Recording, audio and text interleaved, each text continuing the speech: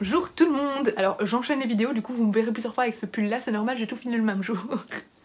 Donc c'est pour ça. Alors aujourd'hui je vous fais un petit point lecture sur les premières lectures que j'ai faites pour le Scary Spooky Challenge, et j'ai décidé aussi d'intégrer des films, séries, etc. Du coup je vais vous parler également d'une série télé.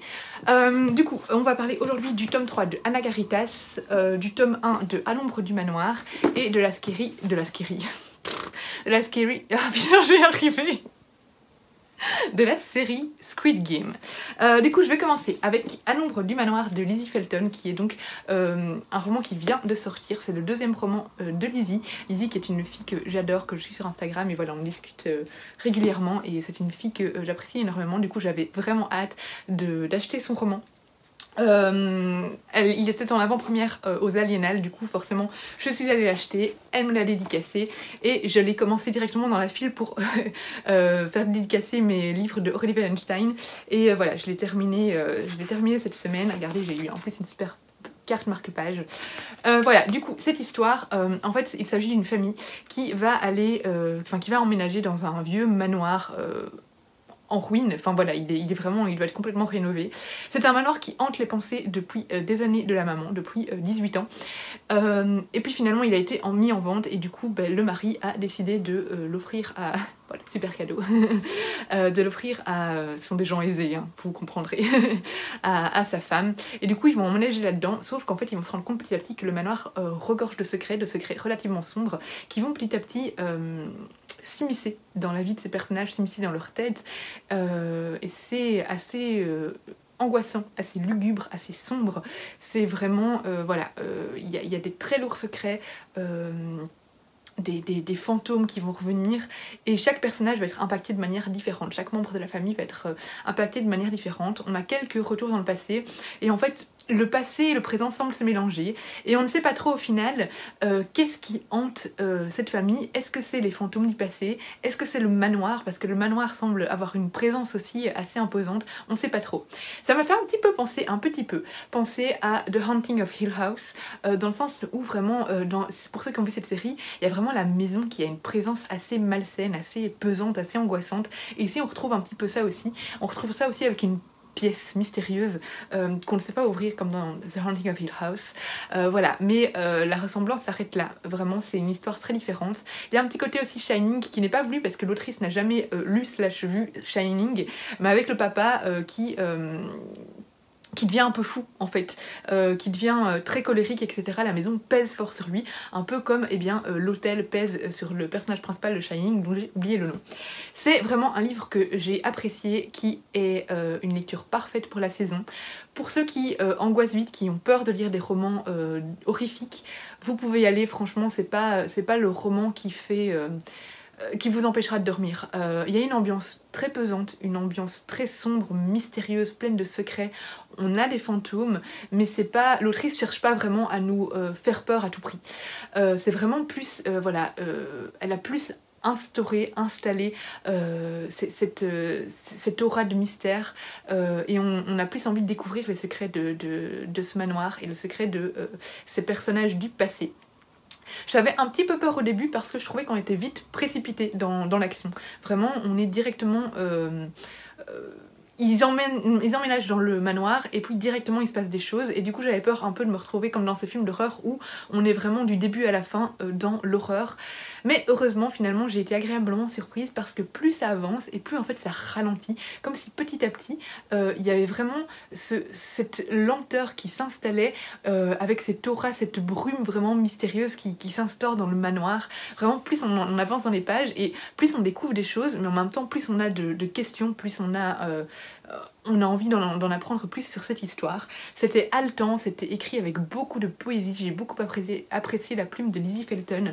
On a des petits passages un petit peu plus... Alors j'aime bien parce qu'il y a aussi des petits plans, j'adore les plans dans les livres, mais on a des petits passages voilà, un peu plus... Là c'est plus la maison qui parle en fait, et c'est très poétique. C'était vraiment un texte de grande qualité que j'ai vraiment apprécié. Du coup ici on a... on a une histoire familiale, voilà, ici dans les 3 mots-clés qu'on nous donne, c'est maison hantée, famille et mystère. Et ça résume très bien l'histoire. Je vais pas vous en dire plus parce que c'est un roman qui se découvre par soi-même, mais j'ai hâte de connaître la suite parce que là il s'agit d'un tome 1. Alors l'autrice nous arrête en plein gros suspense. Je suis allée l'engueuler sur Instagram parce que là j'ai vraiment envie d'avoir la suite, quoi. Ça s'arrête... voilà, c'est en plein suspense, on a envie de savoir la suite, donc voilà, vraiment un livre que je vous conseille. Ensuite, j'ai lu le tome 3 de Anna Caritas. Alors là, je vais pas m'étendre grandement sur ce sujet vu que c'est un tome 3. Anna Caritas, en fait, c'est une école, c'est un établissement où, qui est j'essaye de vous en dire sans trop vous en dire parce que là c'est déjà le tome 3, qui est dirigé par des sœurs, par des nonnes. Et il va se passer dans le tome 1, en fait, pas mal de choses angoissantes. Voilà, ce sont des romans d'horreur. Hein. Celui-là est un peu plus angoissant que À l'ombre du manoir. Donc si vous êtes flippette, peut-être n'y allez pas. Maintenant ça va, franchement, ça m'a pas empêché de dormir la nuit. Voilà, il va se passer des choses assez angoissantes et William, qui est le personnage principal, va se retrouver impliqué dans pas mal de trucs d'horreur. Voilà, c'est un peu possession. On a aussi un petit côté secte et tout ça dans la suite. C'est une saga que j'aime beaucoup, qui se lit tout seul. Franchement, dès que vous lisez ce roman, vous n'avez plus envie de le poser, tellement c'est haletant, plein de rebondissements, on a envie de savoir ce qui va se passer. On a quand même des moments plus calmes, mais voilà, c'est quand même très rythmé comme histoire, et vraiment c'est le genre de livre, celui-là il fait 400 pages, mais je l'ai lu super vite, je l'ai commencé un soir et le lendemain matin je l'avais terminé. C'est pas de la grande, c'est pas une écriture incroyable, c'est moins bien écrit que À l'ombre du manoir, mais c'est de l'écriture très fluide. C'est un livre qu'on se prend pour vraiment ne penser à rien, pour se détendre. Bon, se détendre, c'est stressant quand même, hein, mais vous voyez ce que je veux dire, pour ne pas se prendre la tête, pour vraiment juste le plaisir de lire en fait. Voilà, c'est ça. Ça se lit tout seul, c'est hyper rythmé, c'est stressant au possible, il va arriver de ces choses aux personnages. William, on se demande un peu...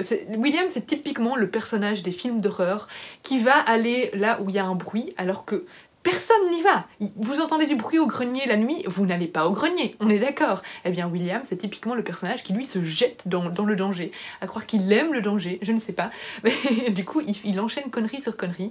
Voilà, c'est vraiment une saga que j'aime beaucoup. Et si vous avez envie de frissonner un petit peu, c'est une saga pour ados, hein, donc comme je vous dis, c'est pas non plus ce qui fait le plus peur, mais franchement, ça remplit son boulot, et personnellement c'est une saga que j'aime beaucoup et j'ai hâte de lire le tome 4. Et alors, j'ai regardé la série Squid Game.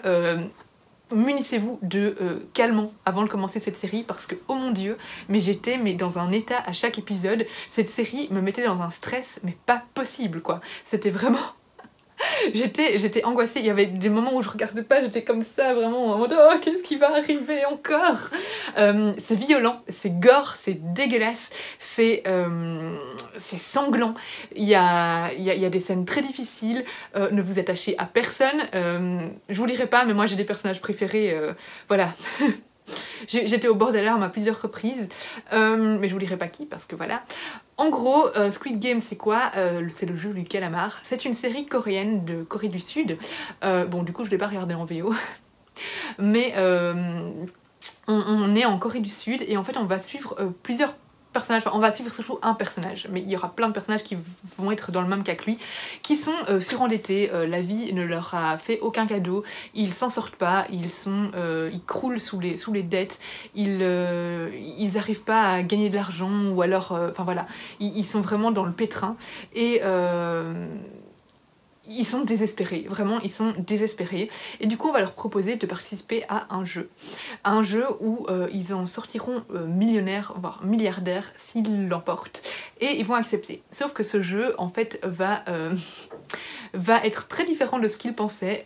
Voilà, ils vont se retrouver à devoir faire des jeux d'enfants, mais des jeux d'enfants qui vont un peu se transformer à la Hunger Games. Je vous en dis pas plus, même si on se doute tous de ce qu'on vous réserver ces jeux, mais c'est très chouette parce que du coup, et c'est aussi affreux pour ça, c'est que ça mêle des jeux de notre enfance. Enfin, il y a beaucoup de jeux coréens qu'on connaît pas, mais il y en a quelques-uns qu'on connaît, notamment le premier jeu. Du coup, ça mêle des jeux de notre enfance à un côté complètement horrifique et affreux, et du coup ça casse complètement, enfin vraiment ça oppose deux choses qui sont complètement, voilà, enfance, c'est vraiment, c'est Guillauret, c'est la joie, c'est l'innocence, et puis on a ce côté complètement violent, sanglant et horrible qui est confronté à l'enfance, et voilà, c'est affreux. C'est une série super haletante, on a envie d'enchaîner tous les épisodes, il y a des épisodes, en général ils sont très longs, je crois que c'est juste l'avant-dernier qui fait que 30 minutes, j'ai été étonnée, mais les autres tournent autour de 1 heure. J'ai été énormément surprise par le dernier épisode, ceux qui regarderont comprendront pourquoi, enfin qui auront vu comprendront pourquoi. Mais voilà, je vous la conseille. Par contre, si vous n'aimez pas la violence, si vous n'aimez pas le sang, si vous n'aimez pas regarder des thrillers stressants, etc., ne regardez pas cette série parce que c'est vraiment... Et surtout, ne la montrez pas aux enfants. J'ai vu qu'en Belgique, il y a des enfants, mais déjà, enfin, qu'est-ce que... C'est un truc que je comprends pas. Qu'est-ce que des enfants regardent ça, bref, qui ont regardé cette série et qui du coup reproduisent ces jeux dans la cour de l'école, et ça... Voilà, c'est vraiment un gros problème. Maintenant, ça ne date pas de maintenant, il y a toujours eu les jeux de foulard, etc. Il y a toujours eu, mais voilà, ne montrez pas cette série à vos enfants par pitié, c'est trop violent pour eux. Bref, c'était le petit aparté. Mais voilà, c'est une série que je vous conseille les yeux fermés et que j'ai vraiment adoré. Et c'est tout ce que j'ai à dire. Du coup voilà, j'ai fait 3 paliers pour le Scary Spooky Challenge et je compte bien ne pas en rester là. Il y aura sûrement encore des films parce que maintenant j'ai décidé de mélanger parce que sinon j'ai aucune chance d'arriver au palier 16. Vous remarquerez que là il n'y a aucune lecture qui était dans ma pile à lire initiale. Oups. Mais ah si, je suis en train de lire, il y en a un parce que je suis en train de lire, d'écouter l'audiobook de l'Institut de Stephen King, donc ça fera le 4e. Donc voilà, il y en a comme un main de ma pile à lire initiale. Voilà, c'est tout pour ce petit point sur le Scary Spooky Challenge.